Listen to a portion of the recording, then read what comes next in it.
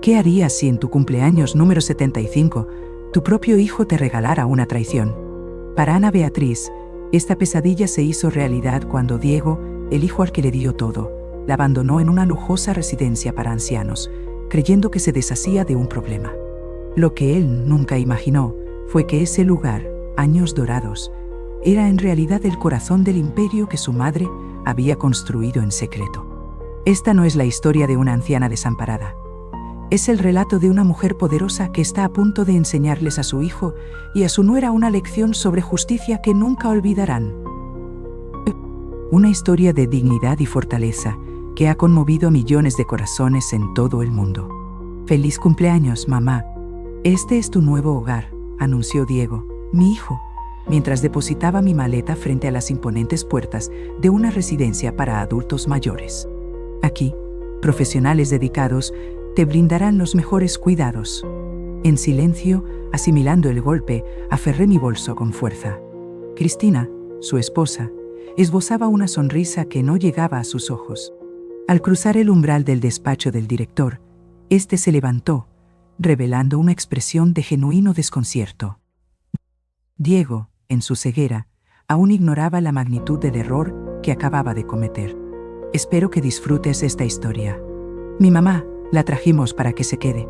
La mujer me miró con sorpresa, como si algo no encajara en su esquema mental. Frunció el ceño ligeramente, revisó su tabla con una mirada escrutadora. Disculpe, no teníamos programado ningún ingreso para hoy. Según sé, el director ya había dicho que no habría nuevos ingresos esta semana. Hablamos con el señor Sergio Torres. Él nos confirmó todo. Intervino Cristina, visiblemente molesta por el retraso. Justo en ese momento, Sergio apareció por el vestíbulo con paso firme. Alto, cabello canoso que denotaba experiencia, mirada seria, pero cordial. Lo conocía solo por videollamadas solo por videollamadas. Él no sabía quién era yo en realidad. Nunca nos habíamos visto en persona. Habíamos trabajado juntos por años, él como director general del centro y yo como la dueña invisible, la mano que movía los hilos desde la sombra. Solo conocía mi voz, solo mi nombre, legal. La señora Beatriz, cortés. Diego, Cristina, dijo acercándose con una sonrisa profesional. Qué gusto, ya los esperaba. Me llamo Ana Beatriz, y hoy celebro mis 75 años. Y ella es... Sí, mi madre, dijo Diego interrumpiéndolo. Ana Beatriz. Sergio me dio la mano con un apretón firme y cálido. Mucho gusto, señora Ana. Bienvenida a Años Dorados. Yo se la estreché mirándolo con atención. Él no tenía culpa de nada. Él solo seguía su protocolo, cumpliendo con su deber.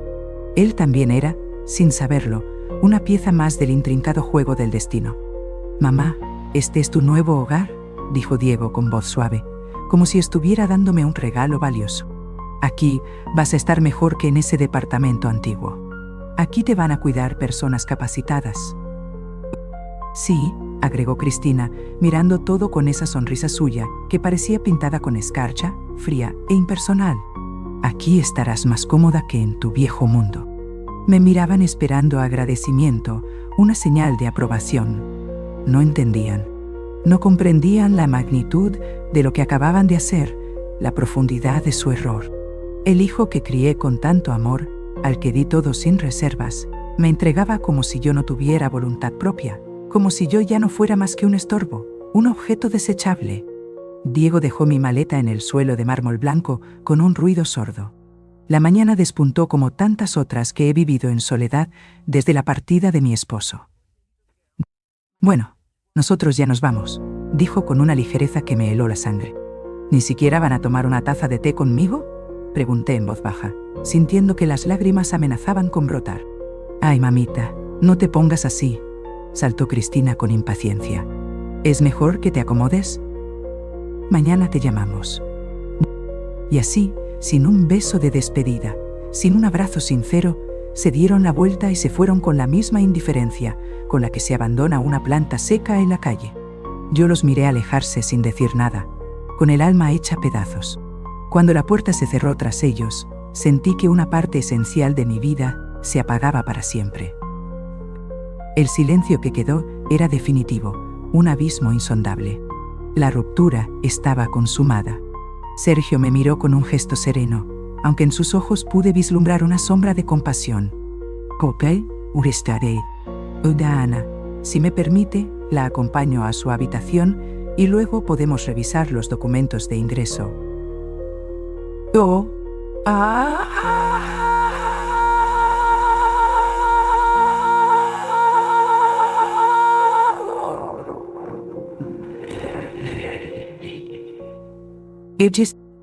claro. Muchas gracias, Eu», respondí con una voz que apenas reconocía como mía. Un rayo de sol, colándose entre las cortinas, me despertó y permanecí largo rato en la cama, abrazada al silencio de mi departamento en Ciudad de México. Debía mantener la compostura, seguir actuando. Me guió a través de pasillos amplios, inundados de luz, donde cuadros de paisajes y plantas vivas intentaban crear un ambiente acogedor. Nada recordaba el olor a cloro de un hospital. Todo era limpio y transmitía una extraña calidez. Yo misma había insistido en ello. Nada de olores a hospital, nada de sensación de abandono, solo respeto y una vida digna. En nuestro recorrido, pasamos frente a la sala común. Algunos residentes platicaban animadamente, otros miraban la televisión absortos, y dos hombres jugaban una partida de ajedrez. Reinaba una atmósfera pacífica, justo lo que había anhelado para los demás, aunque no para mí. No como un castigo. Sergio abrió la puerta de la habitación 212. Era pequeña, pero acogedora. Una cama ortopédica, un sillón cómodo, un televisor, un escritorio estratégicamente ubicado junto a la ventana, un baño privado con barras de seguridad. Todo exactamente como lo había diseñado, cuidando hasta el último detalle. El dolor en mis articulaciones, como un piano desafinado, me recordaba que la juventud era un recuerdo lejano. «Aquí estará muy bien, doña Ana», me dijo con una sonrisa amable. «En un momento pasaré por usted para ir a la oficina y revisar la documentación. Si necesita algo, aquí tiene el botón de llamada». Se retiró, dejándome sola en la habitación. Me acerqué a la ventana. Desde allí, se podía contemplar un bosque de pinos y un pequeño lago. El atardecer comenzaba a pintar el cielo con tonos suaves y dorados, un lugar perfecto para descansar o para perderse del mundo. Me dejé caer en el sillón. No lloré. No podía hacerlo. Un frío glacial se había apoderado de mí por completo. No era tristeza ni rabia, sino un vacío, un silencio helado, la traición digerida a la fuerza. Pensé en Diego y en Cristina. ¿Qué los había llevado a hacer esto? Mi departamento no valía tanto. Mis ahorros eran insignificantes. Entonces, ¿qué? ¿Por qué? Me levanté, me envolví en mi bata favorita, esa de tela gruesa que reconforta como un abrazo cálido, y me dirigí a la cocina. La respuesta me golpeó de repente con la fuerza de una bofetada. Yo era un obstáculo para su comodidad, un espejo de lo que no querían ver en su futuro, una molestia emocional, una carga. Caminé sin rumbo por la habitación, inspeccionando los muebles, abriendo el ropero. Todo estaba impecable, nuevo, cuidadosamente pensado. Me acerqué a la cama, pasé la mano por la colcha, suave, de buena calidad. Yo misma había elegido esos materiales. Todo esto lo había construido con amor, y ellos me lo devolvían convertido en una celda. Pasada media hora, tal como había prometido, Sergio Torres regresó a buscarme. Me encontró sentada junto a la ventana, aparentemente tranquila, como una anciana más buscando un poco de compañía. Me preguntó si me sentía un poco más instalada, si la habitación era de mi agrado. Asentí con cortesía. «Está muy cómoda. Se nota que fue diseñada con atención», respondí, controlando cada palabra, aunque por dentro ardía de rabia contenida. Preparé té en la misma taza de siempre, la que tenía una pequeña grieta en el asa, un regalo de Diego, cuando aún era un niño. Yo no era una abuelita confundida. Yo era la mujer que había levantado esos muros, financiado cada rincón de esa residencia, contratado al propio Sergio, y aún así debía disimular, callar, tragar la humillación. Fuimos caminando lentamente por los pasillos hacia su despacho. Mantenía un paso lento, ligeramente encorvada, como correspondía a la imagen de una señora mayor, un poco desorientada. Interpretaba mi papel con precisión. Sergio me lanzaba miradas de lástima sincera, como si pudiera leer en mi rostro la historia de una mujer abandonada por su familia. No lo culpaba. Él, como tantos otros, solo veía lo que mis hijos querían que se viera. Una madre frágil, senil, incapaz de cuidarse sola, nada más lejos de la realidad. Pasamos frente a la sala común, donde algunos residentes se entretenían con sus actividades cotidianas. Una mujer leía en silencio junto a la chimenea. Otra tejía mientras una tercera le hablaba de sus nietos. Un hombre dormía plácidamente frente al televisor. Al verme, algunos me saludaron con sonrisas cordiales. En la tarjeta que aún guardo en mi cajita de recuerdos, con su letra infantil y torpe, había escrito: «Para la mejor mamá del mundo». Respondí de la misma forma, fingiendo ser una recién llegada, como si mi historia fuera igual a la de ellos. Pero yo sabía que la mía era distinta.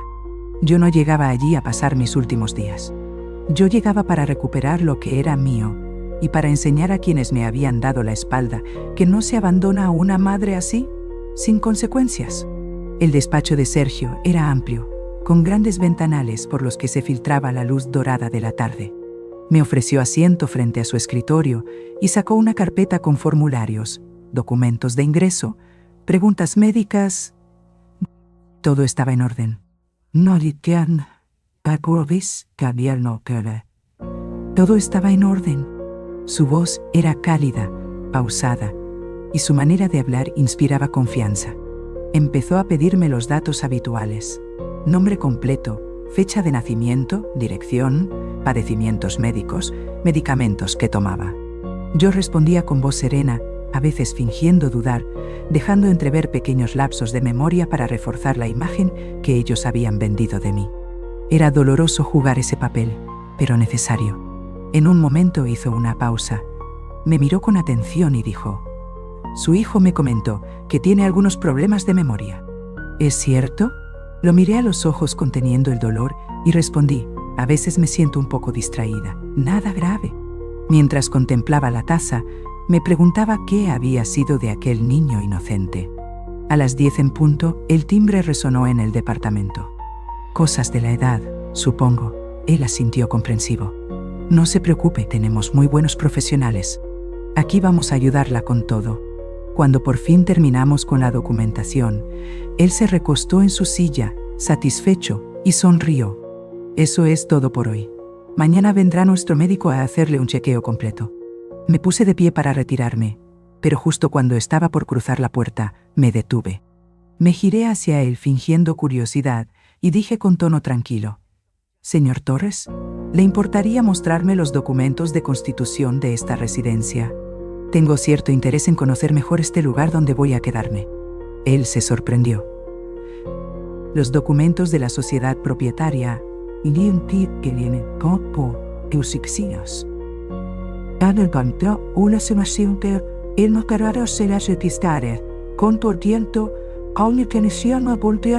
sociedad propietaria. Asentí con una ligera sonrisa. «Sí, solo por curiosidad». «Me gusta saber dónde estoy». Lo vi dudar por un segundo, pero luego se encogió de hombros. «Bueno, supongo que no hay problema. Le pediré a nuestro abogado que prepare copias. Se los haré llegar mañana». Salí de la oficina sabiendo que había dado el primer paso. Sabía que eran ellos, Diego y su esposa Cristina. Habían prometido venir a saludarme en mi cumpleaños. Abrí la puerta.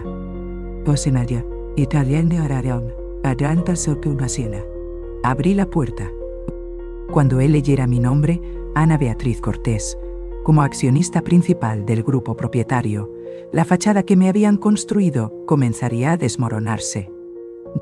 Él entendería quién era yo en realidad. Sabría, en lo más profundo de su ser, que la nueva residente no era una paciente más, sino la verdadera dueña de ese refugio. Por el momento, seguiría adelante con la farsa. Existía una agridulce ironía en la situación. La encerraban en su propio hogar, ignorando que allí, ella era quien realmente tenía el control. Regresó a su habitación intentando concentrarse en la lectura de uno de los libros que había traído consigo. Pero las palabras danzaban confusas en la página. Una y otra vez, el pensamiento de Diego la asaltaba.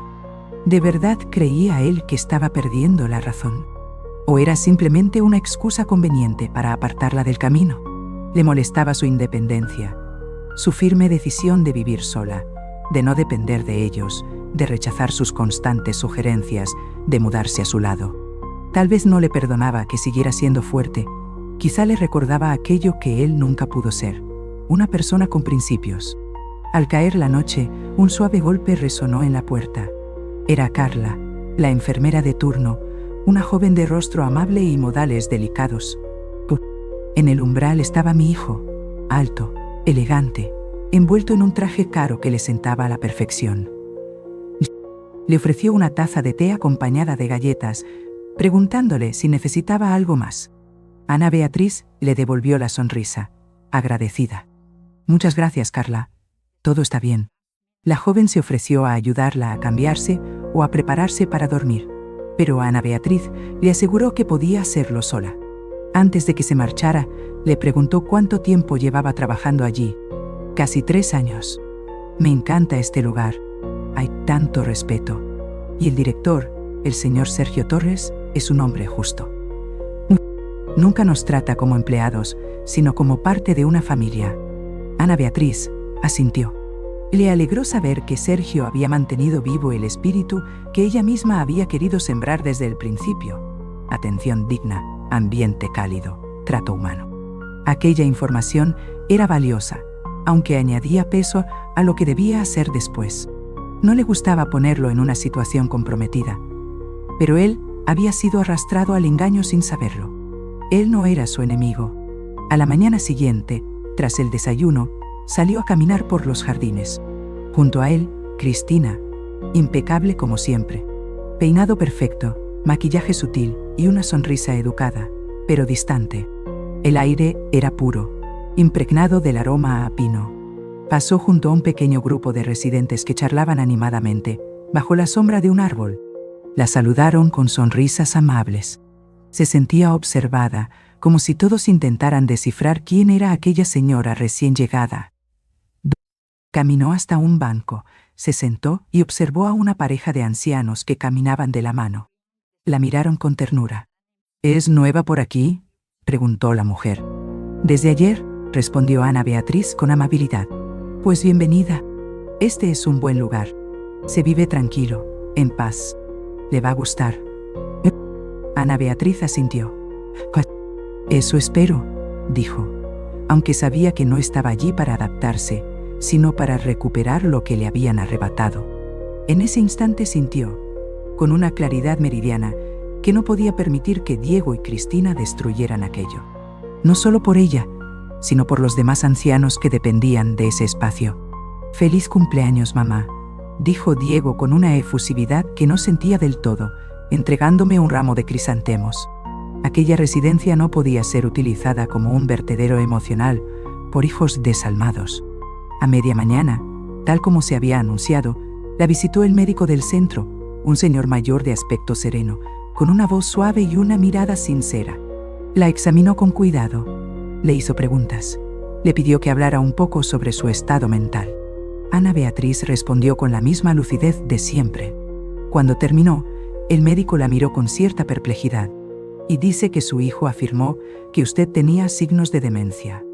Así es, respondió Ana Beatriz sin emoción. Pues, con todo respeto, no veo ningún indicio de deterioro cognitivo más allá de una ligera distracción normal para su edad. Usted está perfectamente lúcida. Gracias, doctor, dijo con una sonrisa amarga. Tal vez algunos hijos solo ven lo que les conviene ver. Cuando se marchó, sintió una chispa de fuerza renovada. Ya tenía el diagnóstico. Era otra prueba a su favor.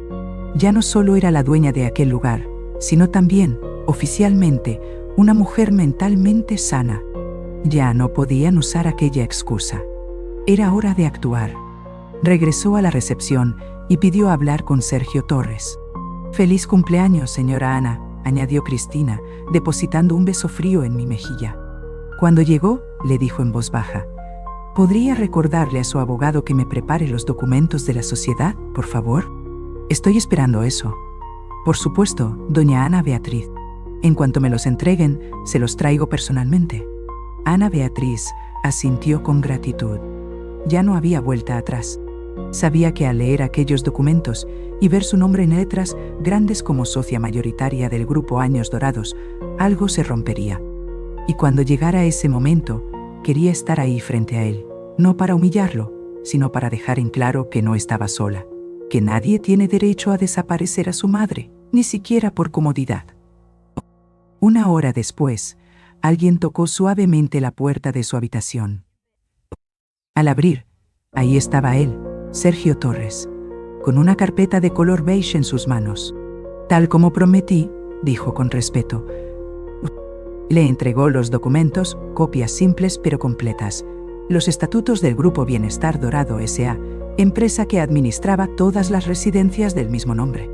Los tomó sin apuro y se sentó frente al escritorio de su habitación mientras él aguardaba de pie, probablemente pensando que era una anciana, un tanto excéntrica interesada en leer tecnicismos legales para matar el tiempo.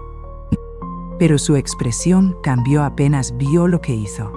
Su perfume, moderno e intenso, contrastaba con la calidez de mi hogar antiguo. Los invité a la cocina, coloqué las flores en un jarrón, les serví té y se sentaron a la mesa, escudriñando el lugar.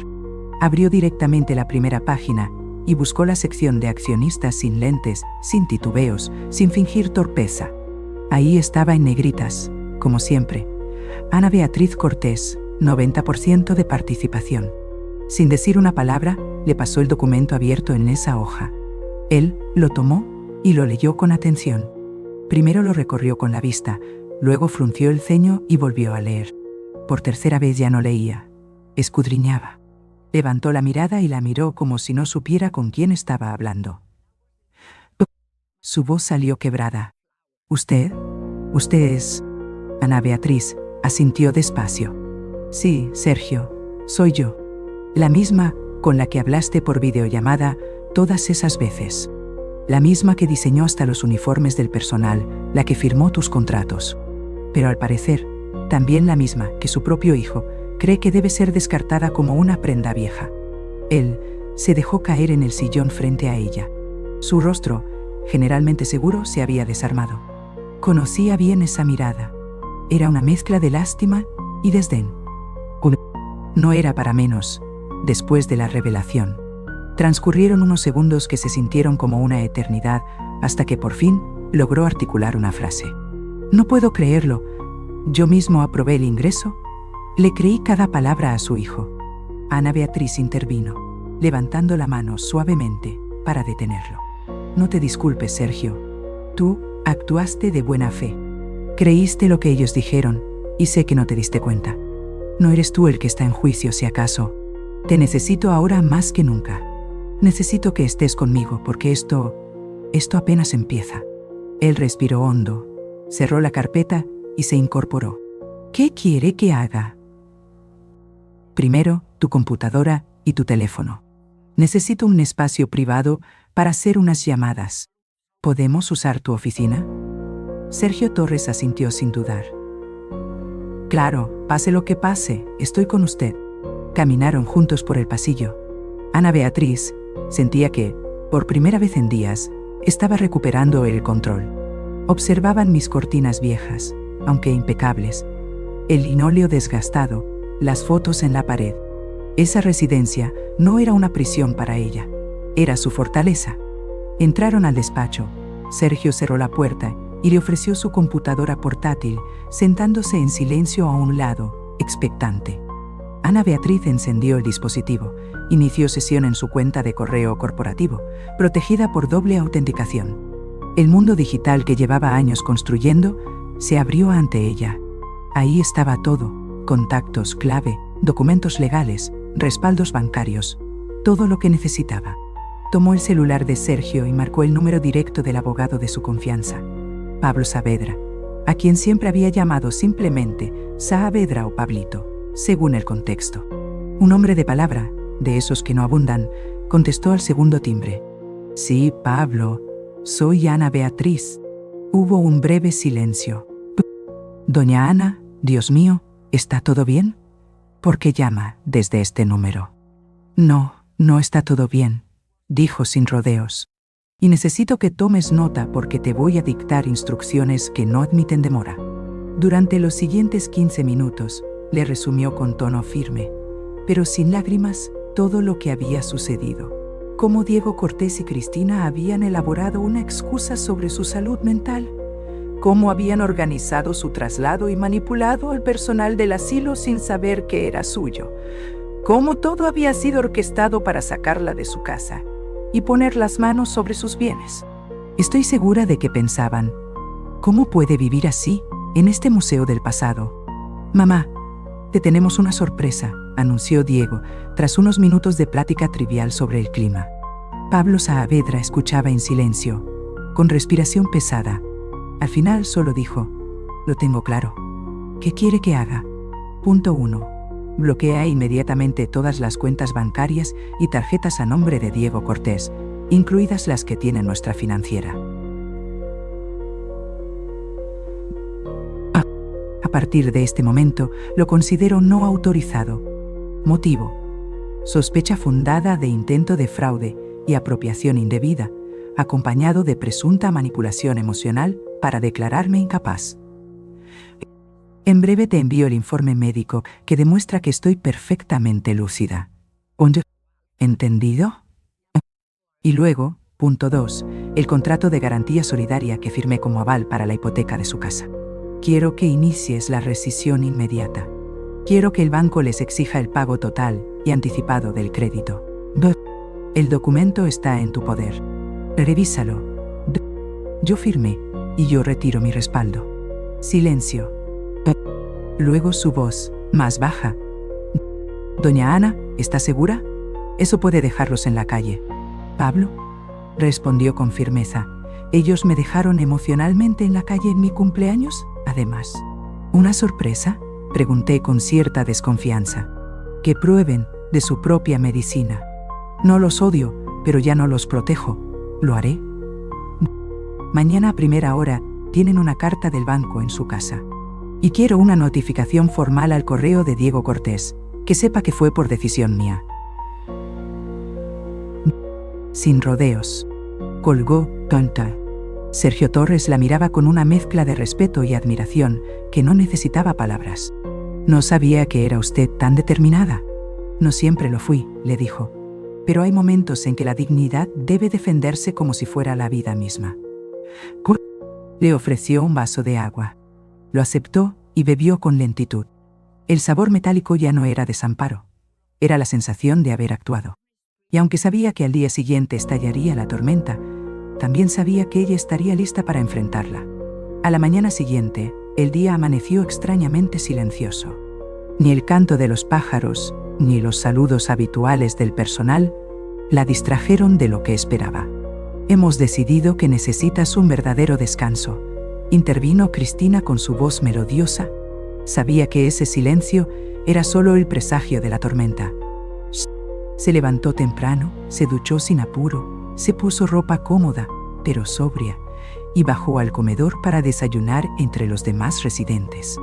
Mientras ellos hablaban de sus nietos, de novelas de televisión y del clima, Ana Beatriz mantenía su taza de café entre las manos, mirando el reloj. A las 10 en punto sonó el celular que Sergio Torres le había dejado. Lo tomó y vio el nombre en la pantalla. Diego Cortés.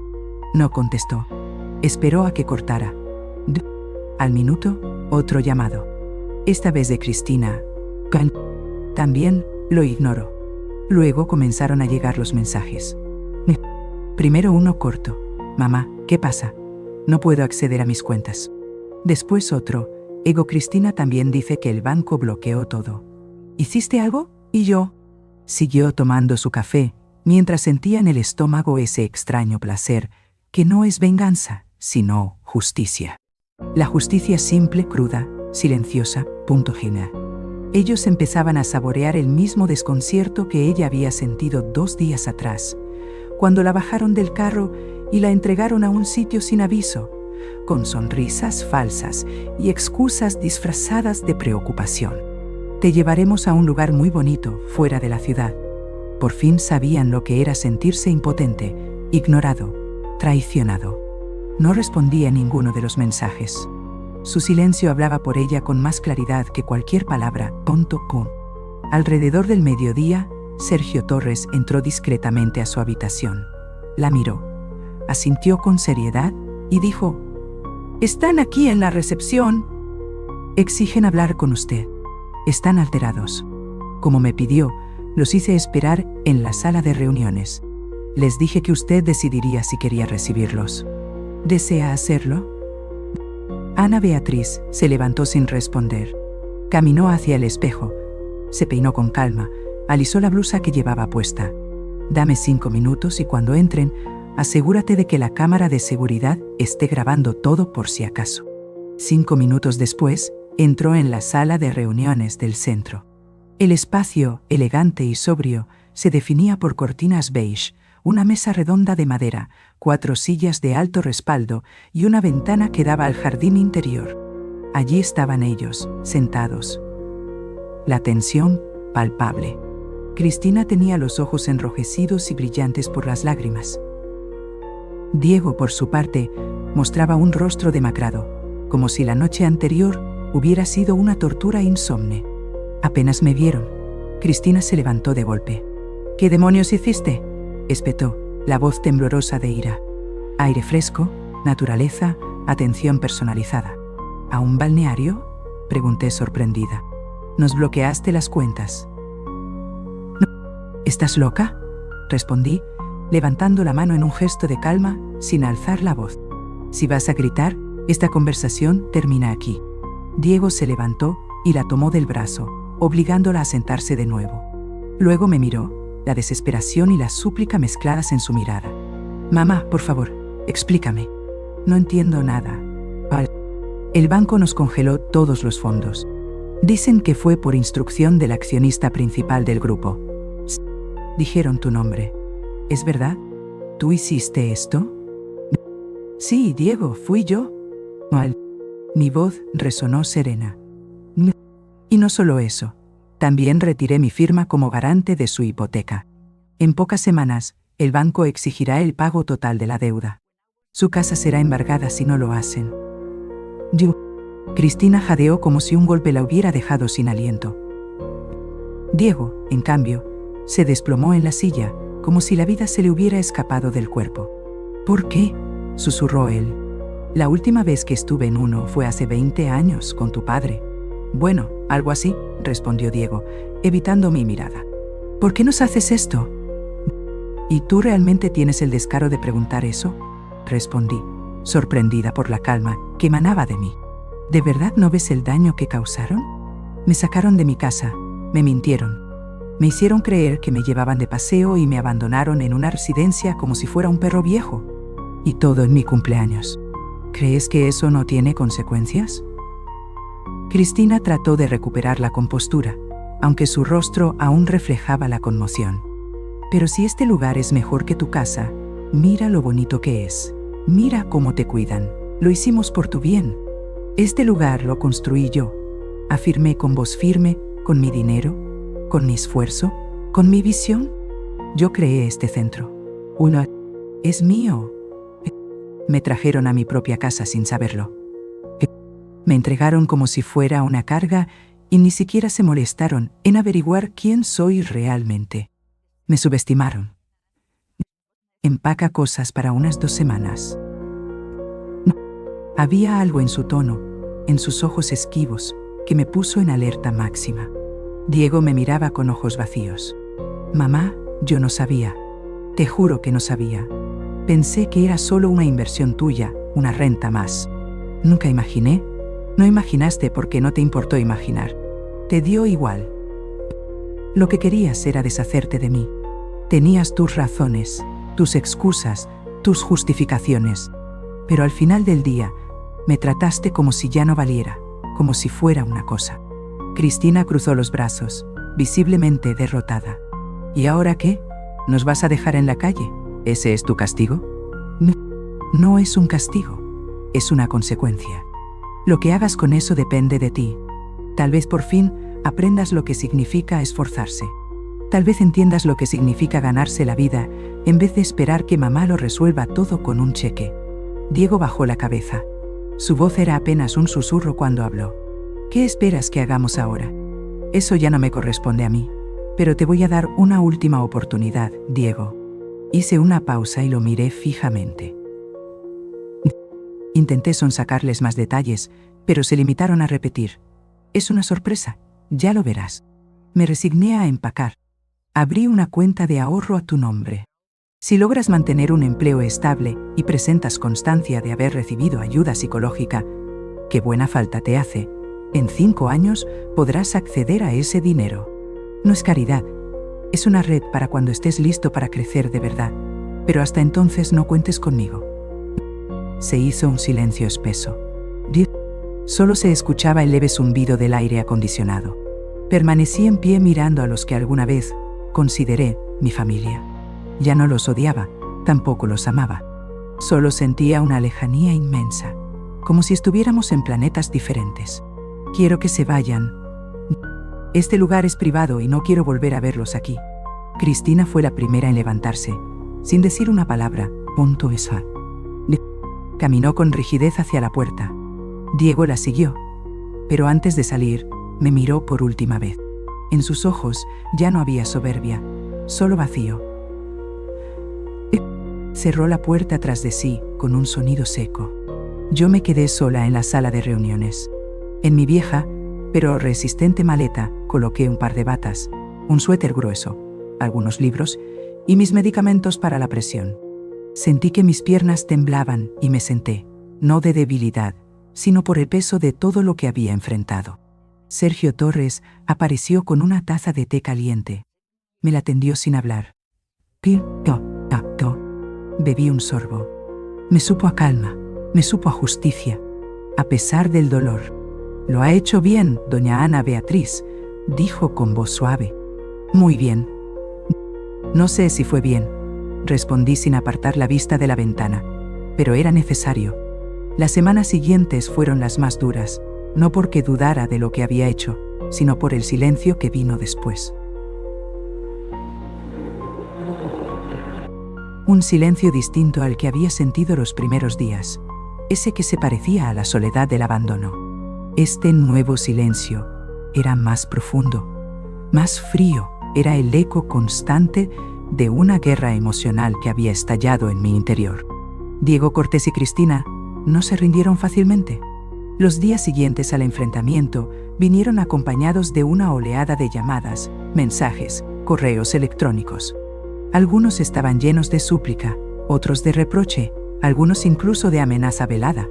Mientras estaba en el cuarto, escuché sus voces bajas provenientes de la cocina. Los ignoré todos, no por orgullo, sino por necesidad.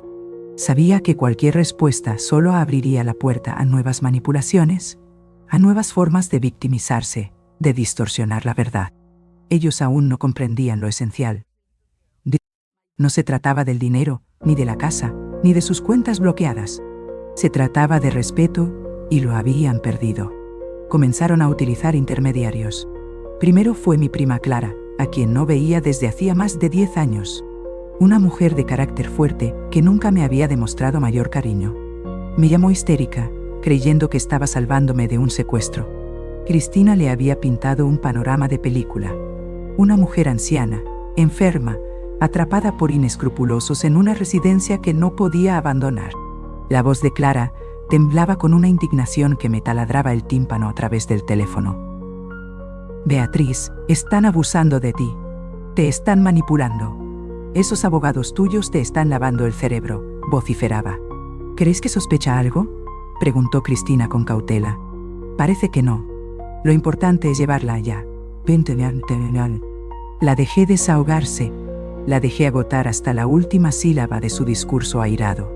Luego, con una voz que apenas superaba el susurro, le respondí. No sabes de lo que hablas, Clara. No tienes ni la más remota idea. Mejor ocúpate de tus asuntos y déjame en paz.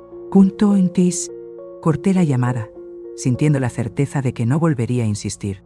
Poco a poco, Otras amistades también comenzaron a distanciarse. Personas que antes consideraba cercanas, vecinas con las que había compartido incontables cafés y confidencias al calor de la tarde, prefirieron creer la versión más estridente, la que resonaba con más fuerza en los pasillos del chismorreo. Porque el escándalo, incluso cuando se viste de mentira, siempre atrae más miradas que la verdad silenciosa y discreta. Se sintieron más cómodos asumiendo que yo había perdido la cordura, que estaba siendo víctima de las artimañas de abogados y gerentes sin escrúpulos. Era mucho más fácil pensar eso que enfrentarse a la cruda realidad de que una madre puede, y a veces debe, trazar límites infranqueables. En medio de ese creciente aislamiento social, una figura emergió como mi escudo protector: el licenciado Pablo Saavedra. No solo llevó el caso con la precisión milimétrica de un cirujano, sino que también se convirtió en mi muro de contención, en el baluarte que me protegía de las embestidas. Se encargó con diligencia de todos los trámites burocráticos, de las comunicaciones espinosas, de los procedimientos bancarios intrincados y también de repeler los constantes intentos desesperados de Diego por anular las acciones legales que había emprendido. «Ya todo está listo», respondió Diego con firmeza. «Por fin vamos a resolver este problema», suspiró ella con alivio. «No te preocupes, Beatriz», me decía con voz firme al otro lado del teléfono. «Los tengo en la mira y la ley está de tu lado. Que griten lo que quieran, que pataleen hasta el cansancio. Tú hiciste todo bien». Su firmeza inquebrantable me sostenía en esos días grises, cuando la culpa intentaba colarse como una sombra escurridiza por las rendijas del alma. Un día, Cristina apareció de repente frente a la residencia. No logró traspasar las puertas, por supuesto. Sergio Torres había dado instrucciones precisas al personal de seguridad, pero ella, astuta como siempre, se las ingenió para esperarme la salida del jardín, justo cuando regresaba de una breve caminata por el bosque que rodeaba la propiedad. Se arrodilló ante mí en medio del sendero de grava, protagonizando una escena digna de una novela dramática. «Gol», lloraba a mares, con esas lágrimas desesperadas que en el pasado me habían conmovido profundamente, pero que ahora me parecían parte del mismo teatro calculado. Me suplicó, me imploró perdón, dijo que por fin lo había entendido todo, que se sentía terriblemente culpable, que Diego estaba sumido en una profunda depresión, que no podían seguir viviendo así, que yo los estaba destruyendo irremediablemente. El problema. Así que eso era yo para ellos, un problema que resolver. Sentí un frío punzante en el pecho. La miré fijamente, escrutando cada rasgo de su rostro. Vi a una mujer abatida, sí, pero también reconocí a la misma persona que se había sentado en mi cocina, con una sonrisa gélida, mientras planeaba meticulosamente cómo arrebatarme todo lo que me pertenecía. «Cristina, no te odio», le dije con una voz neutra, desprovista de cualquier emoción. «Pero no voy a dar marcha atrás. No voy a fingir que nada de esto ha pasado. Tú y Diego Cortés cruzaron una línea que no debían haber cruzado, y ahora tendrán que aprender por las malas lo que significa reconstruir algo sin necesidad de destruir a otros en el proceso». Ella se aferró a mis piernas con desesperación, como si pudiera doblegar mi determinación con un gesto melodramático. Le pedí con calma que se levantara, que no se humillara de esa manera. «Ya no sirve de nada llorar por lo que decidiste hacer», le dije con firmeza. Y me marché, dejando atrás el eco de sus sollozos que ya no tenían el poder de perforar mi corazón. Un mes después, tal como había ordenado el banco, Diego Cortés y Cristina abandonaron la casa familiar. Se mudaron a un pequeño departamento en las afueras de la ciudad, con una renta modesta y un futuro incierto que se cernía sobre ellos como una tormenta inminente. Me senté en la cama y por un instante sentí el impulso de decirles que no iría, que se marcharan sin mí. Me enteré de todo esto gracias a Pablo Saavedra, quien seguía de cerca el intrincado proceso hipotecario. Diego Cortés había perdido su trabajo. Su empresa, al enterarse del escándalo financiero y de los rumores persistentes sobre manipulación familiar, prefirió prescindir de sus servicios para evitar mayores complicaciones. Cristina, que nunca se había acostumbrado a vivir sin lujos ni comodidades, cayó en una profunda crisis emocional. Nada de eso me alegró. Nada de eso me hizo sentir triunfadora. Lo único que sentí fue una profunda tristeza, porque mi castillo se había derrumbado desde adentro, porque todo lo que yo había dado, todo el amor incondicional, la entrega absoluta, la crianza esmerada, había sido pisoteado sin piedad por la ambición desmedida y la búsqueda insaciable de comodidad. Volví por última vez a mi antiguo departamento, no para vivir en él, sino para venderlo y dejar atrás ese capítulo doloroso de mi vida. No quería permanecer en una ciudad que ya no sentía como propia, donde cada esquina me recordaba la traición y el desengaño.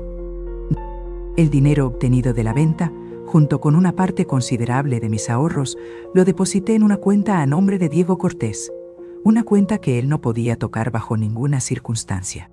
El contrato especificaba claramente que solo tendría acceso a ese dinero si en un plazo de 5 años presentaba un certificado laboral estable y pruebas fehacientes de haber completado un proceso de terapia psicológica.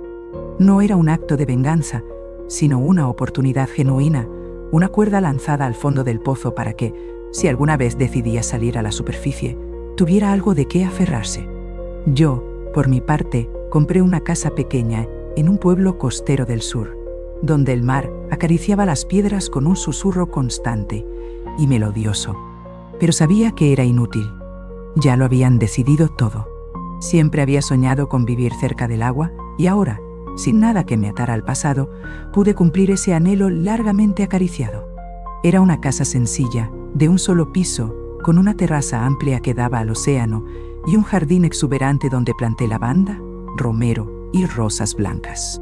El aire salado entraba por las ventanas y envolvía mis recuerdos con un aroma embriagador de paz y serenidad. No estaba sola. Tenía vecinos amables, una pareja de ancianos pintores que me adoptaron como amiga y confidente, y una rutina sencilla que me salvaba del abismo de la soledad.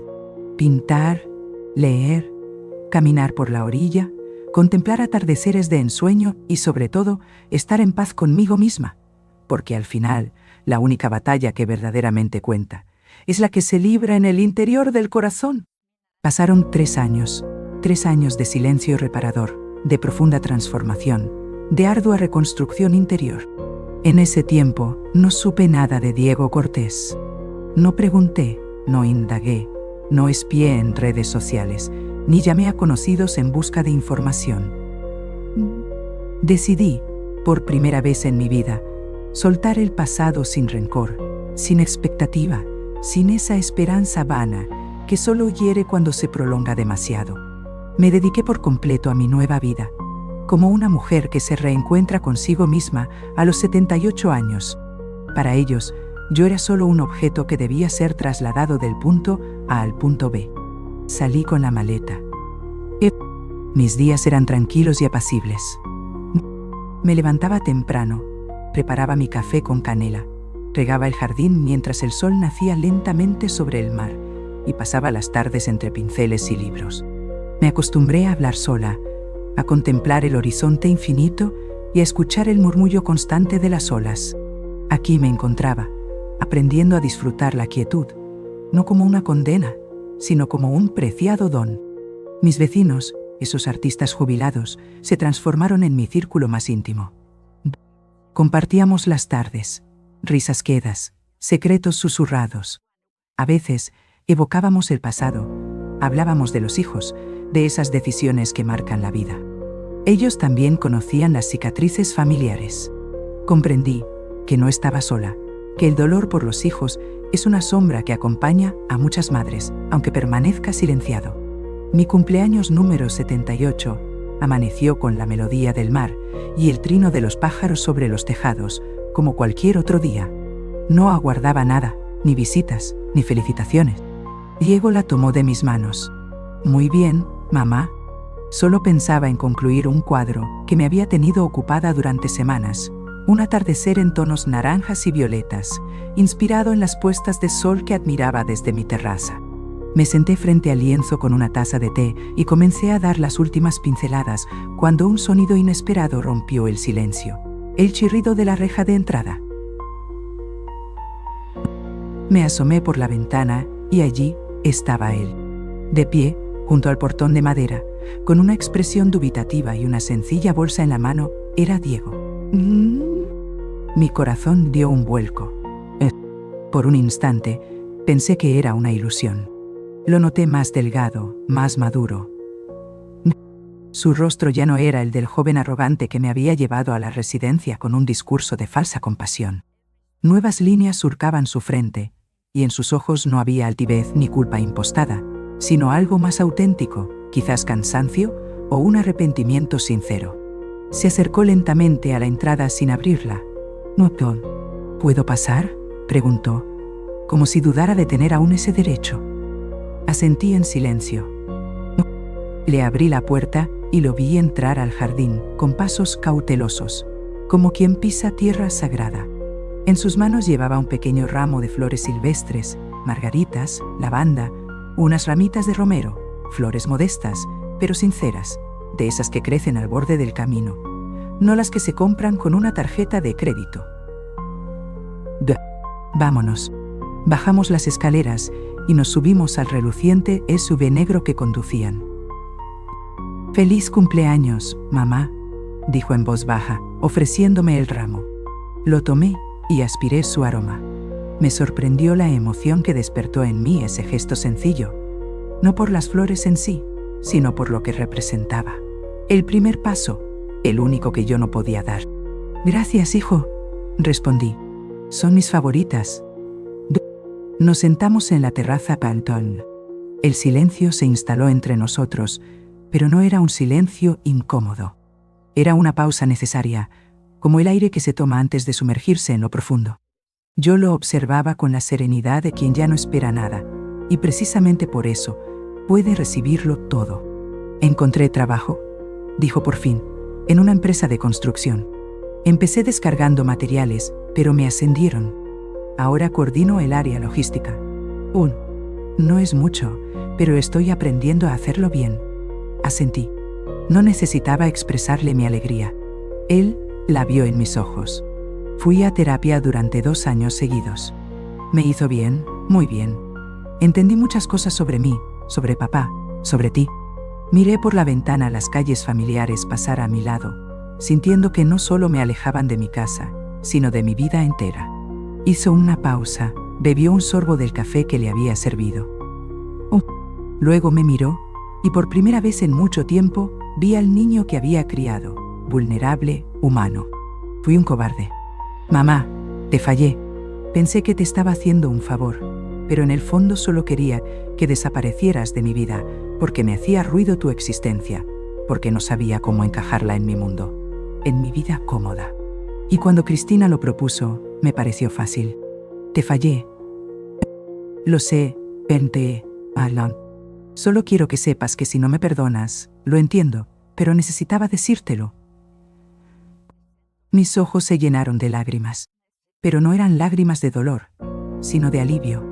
Lo escuché con el corazón abierto. No interrumpí, no lo salvé del peso de sus palabras. Dejé que él las llevara hasta el final. «Hace mucho que te perdoné, Diego», dije finalmente. «Te perdoné el día que entendí que para poder vivir tranquila, no podía cargar más con ese dolor. Pero eso no significa que olvide, ni que las cosas vuelvan a ser como antes».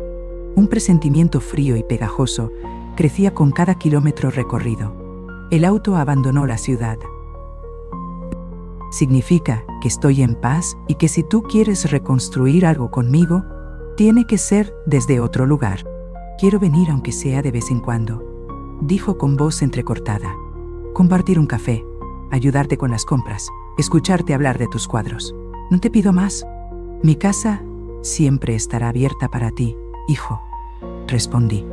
«Pero esta vez tienes que ganarte el derecho de entrar, no con flores, con constancia». Asintió.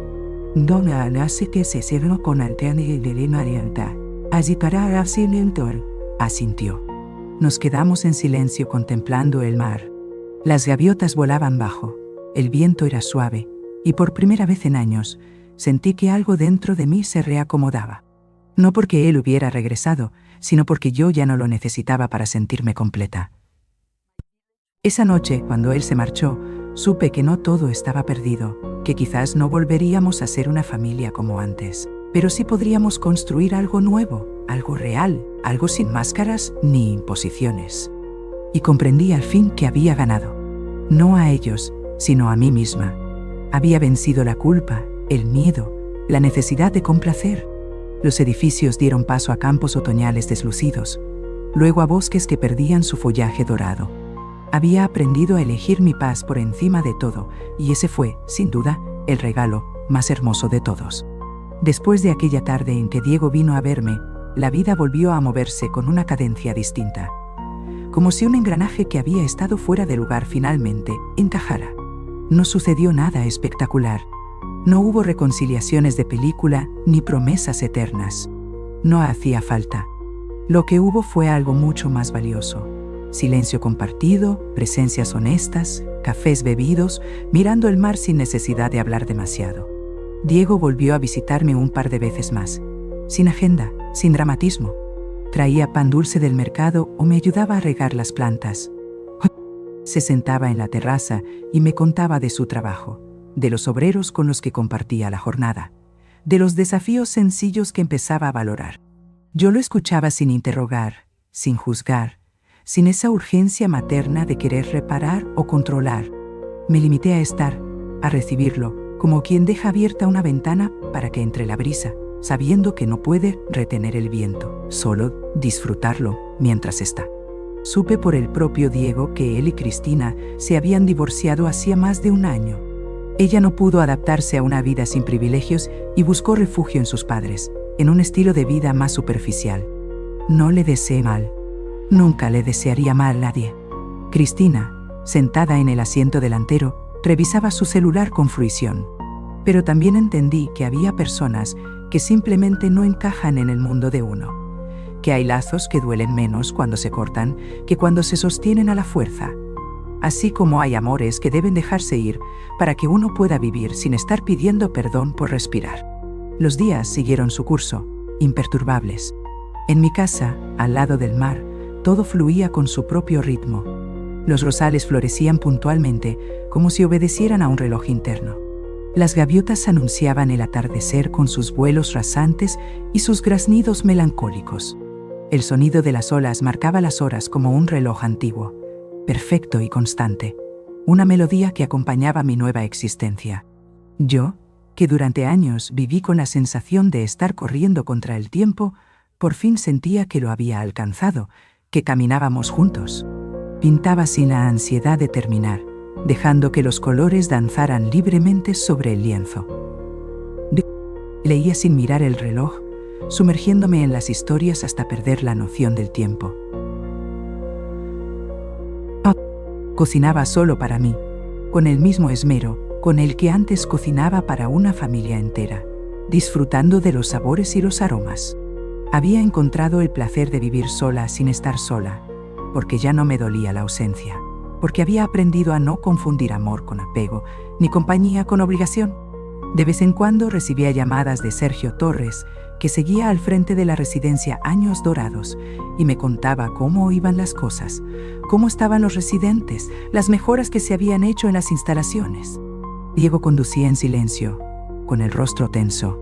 Me alegraba saber que mi legado seguía vivo, no por vanidad, sino porque era la única manera que conocía de honrar a mi madre, a mi historia, a todas esas personas que, como yo, un día sintieron el miedo de ser olvidadas. Y también hablaba con el abogado Pablo Saavedra, que cada tanto me enviaba un resumen de los movimientos financieros del fondo que había dejado a nombre de Diego. Ya habían pasado más de 3 años. Si él continuaba por ese camino, en menos de 2 años tendría acceso total. Era su elección, no mía. Y eso también era parte del aprendizaje, soltar el control. En mis paseos por la orilla, empecé a encontrarme con gente del pueblo que ya me saludaba por mi nombre, reconociéndome como una más. Me invitaban a ferias, a pequeñas tertulias literarias, a exposiciones de arte local. Me presentaban como la señora Ana Beatriz, la artista del acantilado. Me hacía gracia ese apodo, una etiqueta que nunca me había puesto a mí misma. Nunca me consideré una artista, apenas una mujer que descubrió que podía transformar su dolor en colores sobre un lienzo. Mis cuadros no eran perfectos, pero cada trazo tenía una historia, una emoción, una victoria interna, una cicatriz convertida en belleza. Y un día, sin proponérmelo, me di cuenta de que era feliz. El silencio era pesado y opresivo. «Mamá, ¿cómo te sientes?», preguntó de pronto Diego, rompiendo el silencio. Feliz de una manera callada, serena, no esa felicidad intensa de juventud que viene en ráfagas, sino esa otra más madura que se parece a la gratitud, a la aceptación, a la paz interior. Y así llegamos al hoy, a este instante preciso.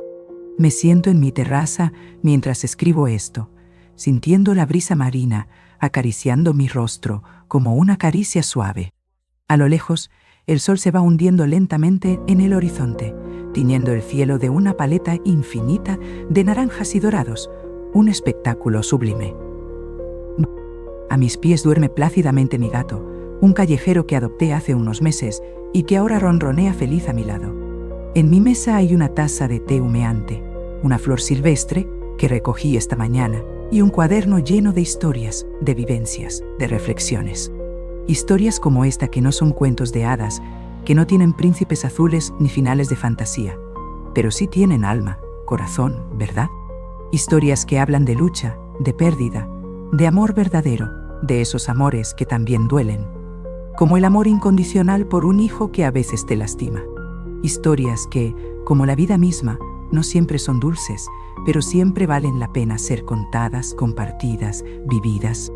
Y si llegaste hasta aquí, si algo de todo esto tocó alguna fibra en tu interior, si te hizo pensar en tu madre, en tu abuela, en tu propia historia, entonces te pido solo una cosa, un pequeño gesto.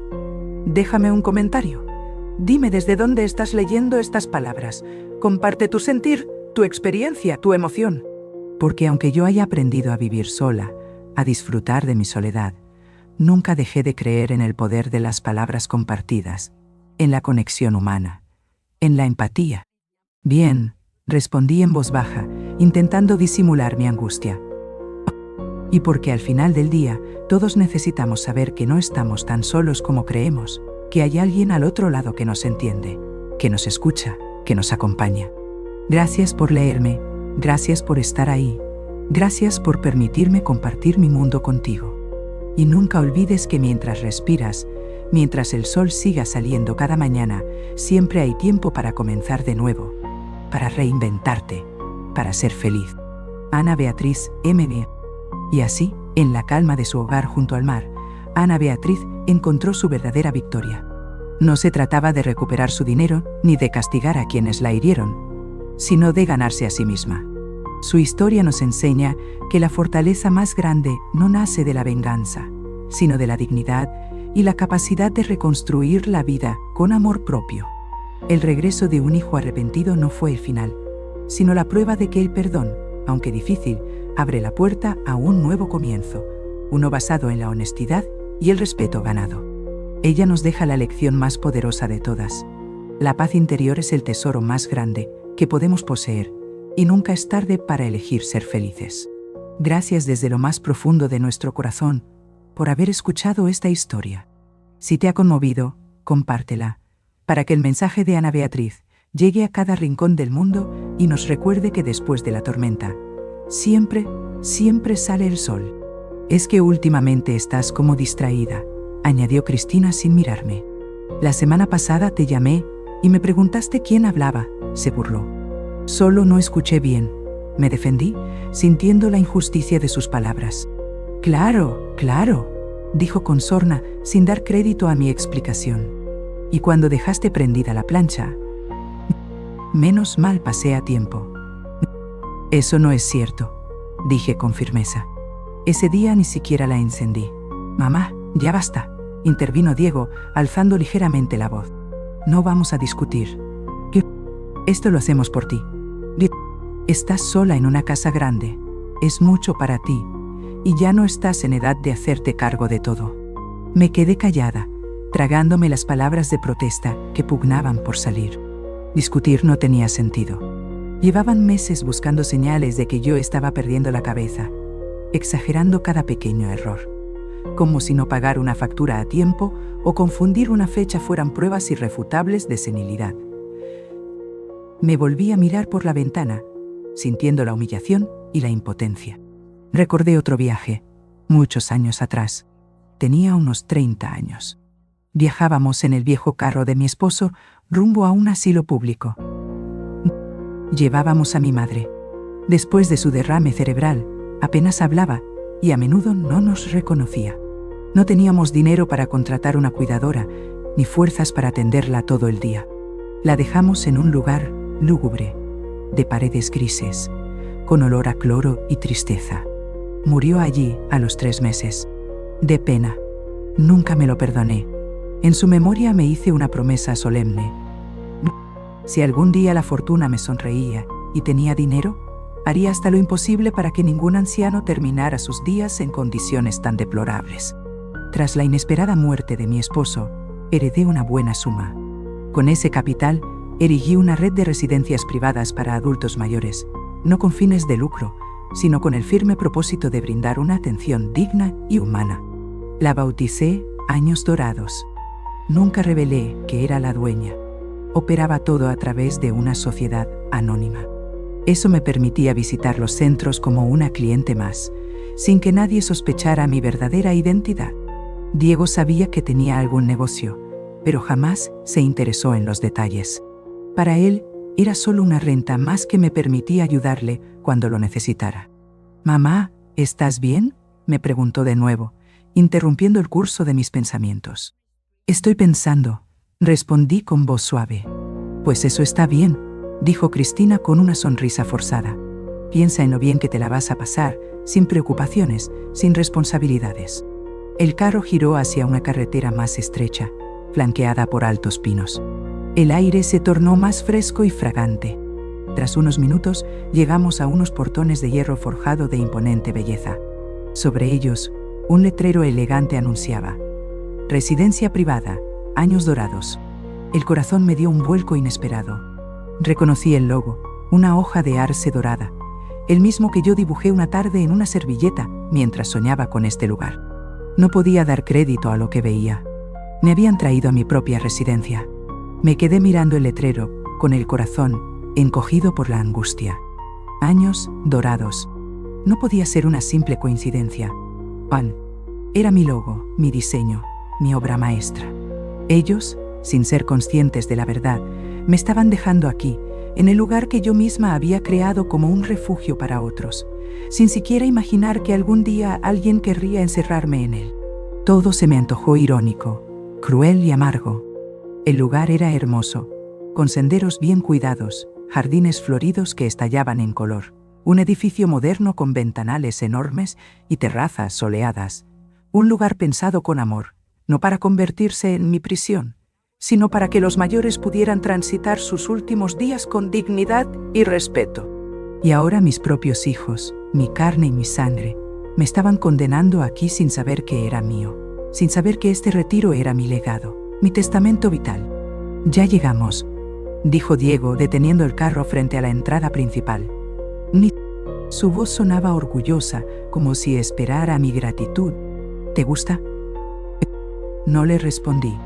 Mis ojos recorrieron cada detalle del edificio. Las mismas flores que yo elegí con tanto esmero, las rampas de acceso que exigí construir para no depender de ascensores, los bancos de madera bajo la sombra acogedora, el suave perfume de lavanda en el aire. Todo eso era mío, pensado y ejecutado con meticulosidad, y ellos, sin sospecharlo, me traían aquí con la ilusión de haberme resuelto la vida, como si yo fuera un mueble viejo que ya no encaja en la sala. El motor se apagó. Por un momento, el silencio fue tan denso que casi podía cortarse con un cuchillo. Diego y Cristina esperaban que yo dijera algo, pero no podía articular palabra.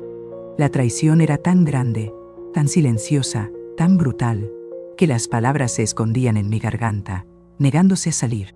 «Bueno, mamá», dijo finalmente Cristina saliendo del carro con una energía fingida. «Vamos, nos están esperando». Diego abrió la puerta para mí con una cortesía forzada. Bajé lentamente con la dignidad que me quedaba, sintiéndome vacía por dentro como una estatua hueca. El aire era puro, pero no lo sentía.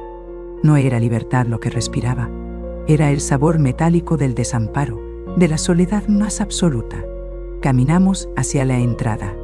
Ahí nos recibió una mujer amable de bata blanca, con una sonrisa entrenada para complacer. «La señora Ana Beatriz, pase, por favor», dijo mirando a Diego con una expresión profesional. «No, ella es Ana Beatriz», respondió él con un tono impaciente.